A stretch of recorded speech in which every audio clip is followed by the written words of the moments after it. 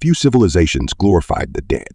Like the ancient Egyptians, kings were buried inside giant stones. Pyramids and mythical monuments were raised around their tombs and rituals and prepared their souls for a treacherous journey into the afterlife, where a powerful god of death guarded the gates to a utopian sanctuary. But who was the god of death in ancient Egypt, and why was this ancient civilization so invested in the preservation of the dead?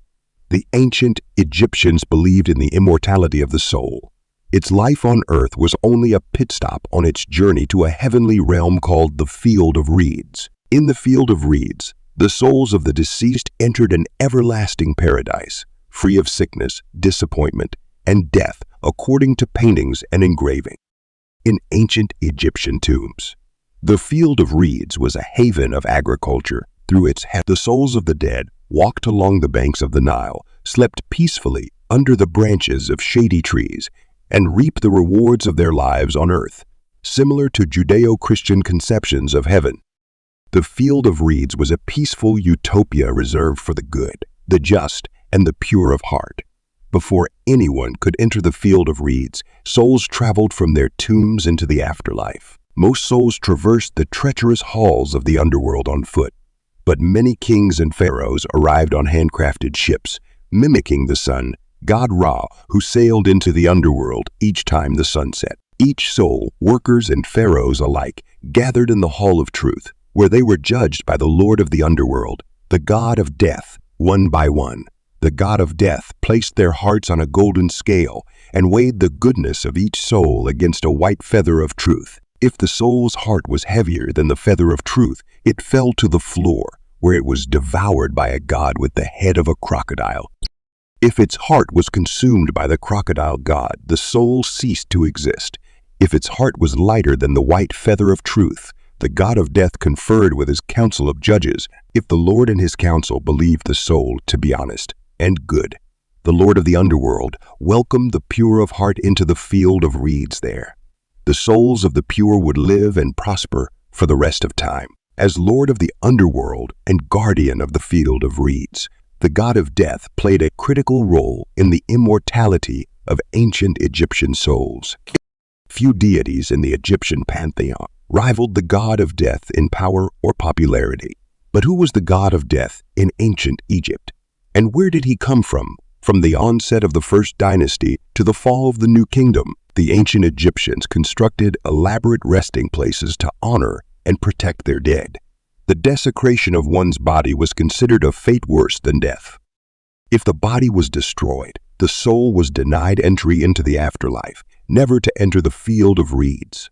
Many burial sites, however, were plundered by grave robbers, especially the tombs of the rich and powerful. Most kings and queens were buried with treasures from their lives, which would aid them in their journey to the underworld.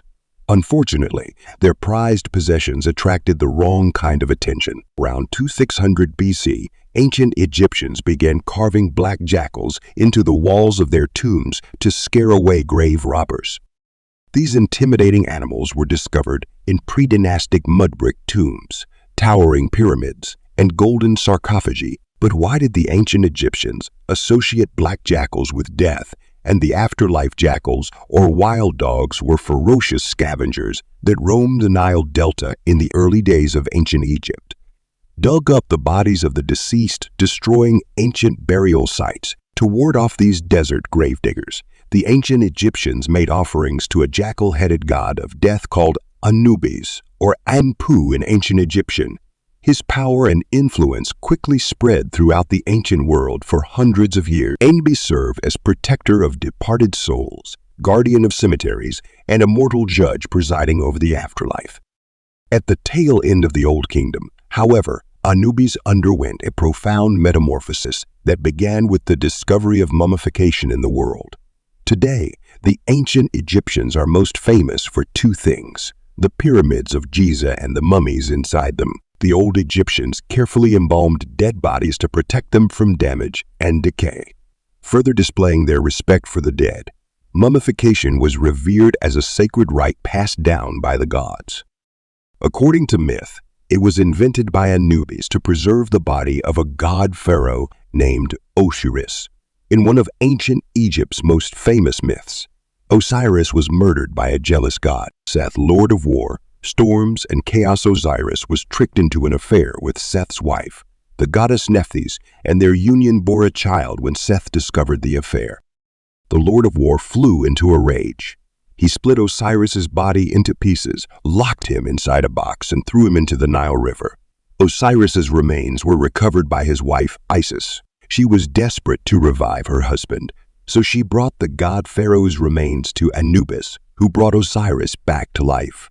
Resurrected and empowered, Osiris descended into the underworld, where he became the god, ruler, and judge of the dead.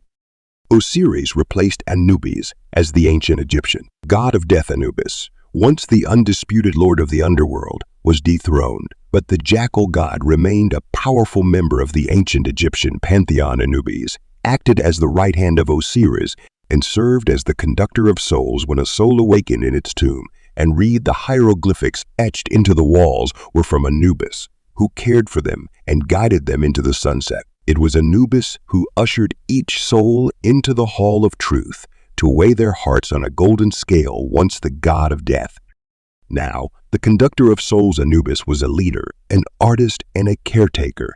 How does Anubis compare to death deities from other cultures and religions? In Greek mythology, Hades, the banished son of Kronos, tormented the wicked in a shadowy realm full of monsters and phantoms. In Judeo-Christian scripture, the devil and his demons ruled over a fiery wasteland where evil souls were punished for eternity. Anubis, on the other hand, did not torment or punish the souls of the deceased.